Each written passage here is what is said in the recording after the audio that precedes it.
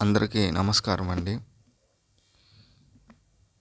మనం గమనించినట్లయితే కరెంటు స్తంభానికి మధ్య వైర్లు ఉంటాయి కదా! అవి వదులుగా కడతారు. అలా ఎందుకు కడతారు? దానికి గల కారణం ఏంటి? అన్నది మీకిప్పుడు నేను చెప్తాను. స్తంభాల మధ్య కరెంటు తీగలను కాస్త వదులుగా కడతారు. ఈ తీగలను అల్యూమినియం అనే లోహంతో తయారు చేస్తారు. సాధారణంగా లోహాన్ని అధిక ఉష్ణోగ్రతలో వ్యాకోచించి పొడవు, మందం పెరుగుతాయి. ఉష్ణోగ్రత తగ్గితే సంకోచించి బిగుసుకుపోతాయి.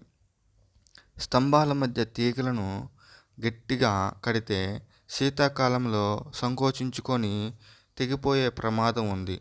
అందువలన కాస్త వదులుగా కడతారు.